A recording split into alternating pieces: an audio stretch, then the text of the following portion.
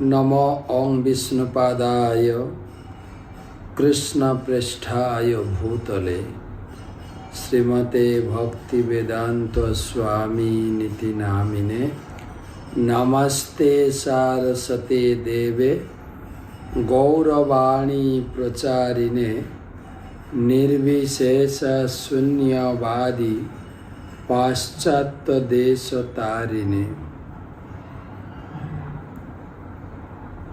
আমরা সেই বৈশাখ মাসের শুক্লপক্ষের একাদশী মোহিনী একাদশীর কথা শুনব। বৈশাখ মাসের শুক্লপক্ষের একাদশী, যেটা সূর্য পুরাণে বর্ণিত হয়েছে। মহারাজ যুধিষ্ঠির ভগবান কৃষ্ণকে জিজ্ঞাসা করেছিলেন, হে জনার্দন, বৈশাখ শুক্লপক্ষের একাদশীর নাম, ব্রত মাহাত্ম্য সবিস্তারে আমাকে বল।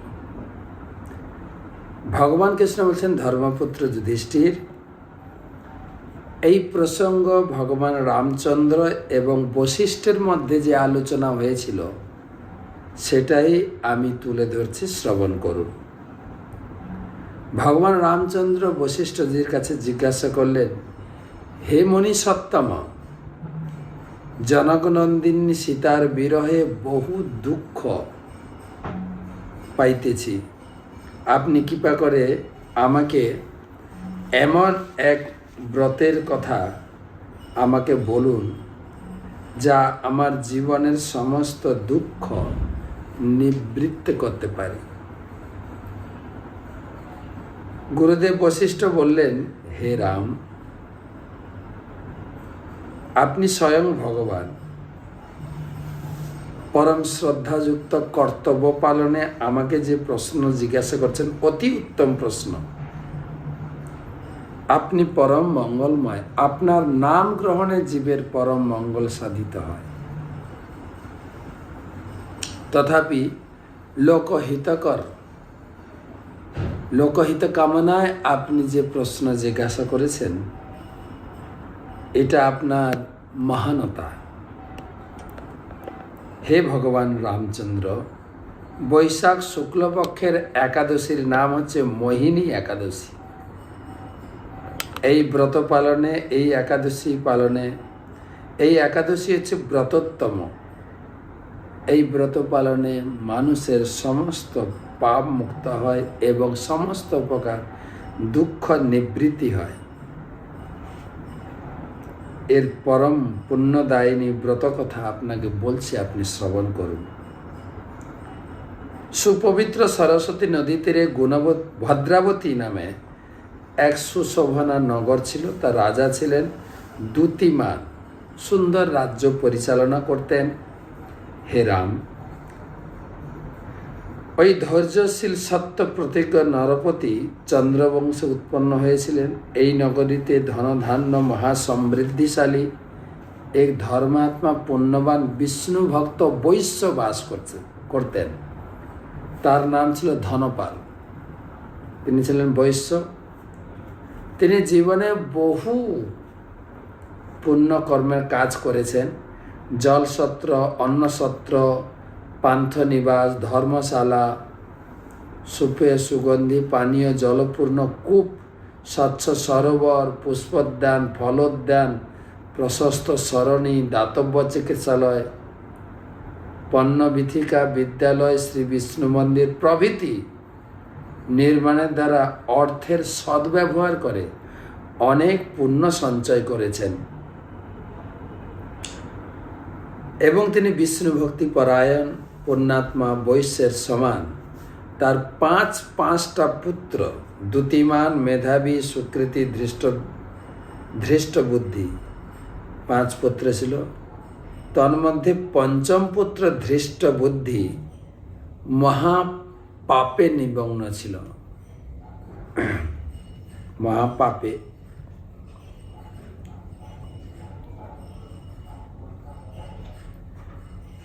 যাবতীয় অধর্ম আচরণে লিপ্ত এই ধৃষ্ট বুদ্ধি পরম ধার্মিক পিতার কুল কলঙ্ক স্বরূপ অতীব স্বচ্ছ কুলাঙ্গার পুত্ররূপে পরিণত হয়েছে। দেবতা, অতিথি, বৃদ্ধ, পিত্তপুরুষ, ব্রাহ্মণগণকে কিছু মাত্র সম্মান করত না। পাপ চরিত, পাপাসক্ত, পাপ কর্মে লিপ্ত থেকে অত্যন্ত ঘৃণ্য জীবন যাপন করতে লাগলেন। এই মহাপাপিষ্ট দুরাত্মা পিতার ধন সকল নানা অসৎ কার্যে ব্যয় করে, নানা অভক্ষ ভক্ষণ, সর্বদা মদিরা পান। পিতা ধনপাল একদিন ওই নির্লজ্জ পুত্রকে একদম শহরে চৌমাথায় এক বেশ্যাকে আলিঙ্গন পূর্বক দর্শন করে তিনি অত্যন্ত মর্মাহত হলেন। সেই দিনই তার ওই উৎপথগামী পুত্রকে গৃহ থেকে বহিষ্কার করলেন। পিতৃমাতৃ স্নেহ, ভাতৃ স্নেহ, আত্মীয় স্বজনের সকলের স্নেহ থেকে বঞ্চিত হয়ে জাতিচ্যুত, সমাজচ্যুত, অপাঙ্ক্তের হইয়া তিনি অত্যন্ত দুঃখিত এবং ঘৃণিত হলেন।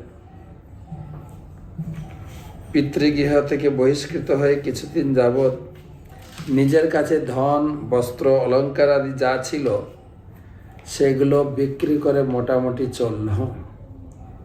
সেগুলো শেষ হলে তার জীবন, খাদ্য অভাবে শরীর অত্যন্ত জীর্ণ শীর্ণ হলো। তাহাকে ধনহীন দেখে কপট প্রণয় প্রদর্শনকারিণী বারবণিতা, তথাকথিত বন্ধুবান্ধব,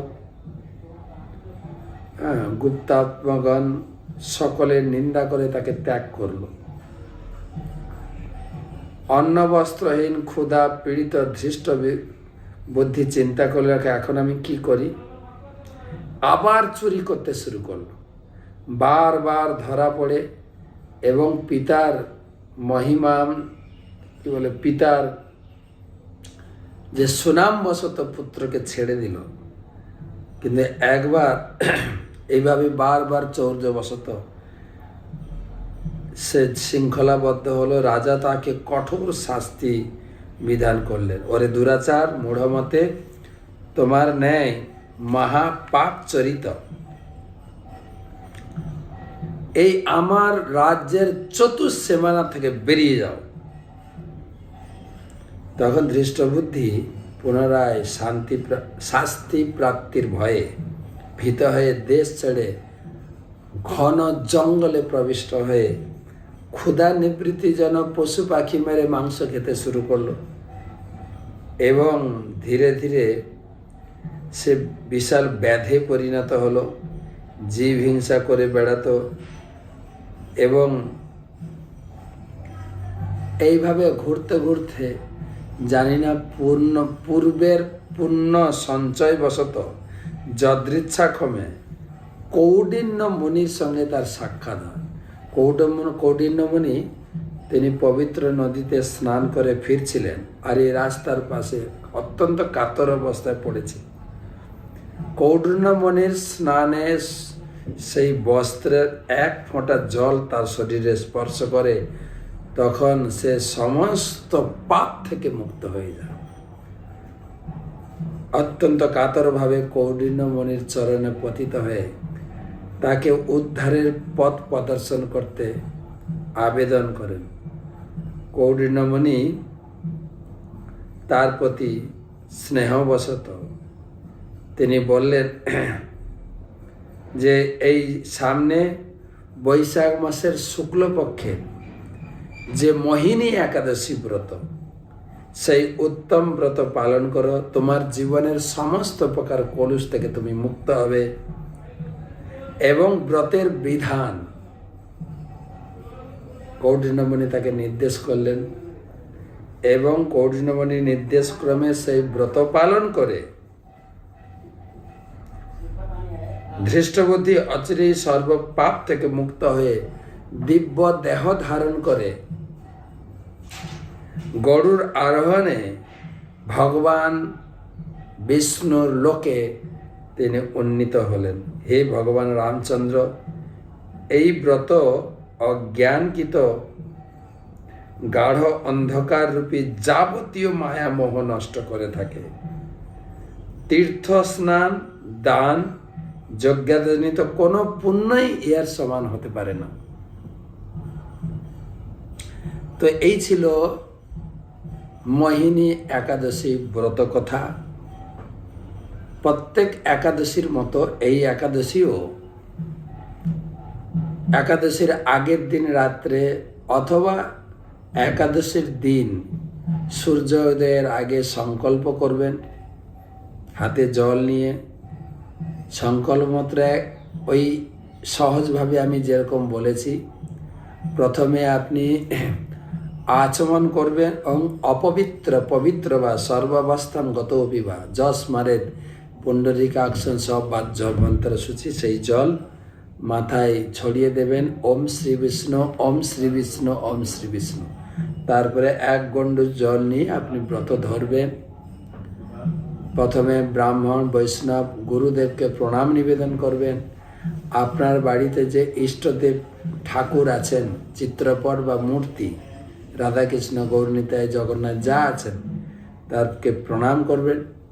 তার আশীর্বাদ নিয়ে এক গণ্ডূষ জল নিয়ে বিষ্ণু ওম তৎসদ্য বৈশাখ মাসে শুক্লপক্ষে মোহিনী একাদশী ব্রত আপনার নাম এবং গোত্র বলবেন। শ্রীকৃষ্ণ প্রীতিকাম একাদশী ব্রত অহম করিষ্যে। হরে কৃষ্ণ কৃষ্ণ কৃষ্ণ হরে হরে, হরে রাম রাম রাম হরে হরে।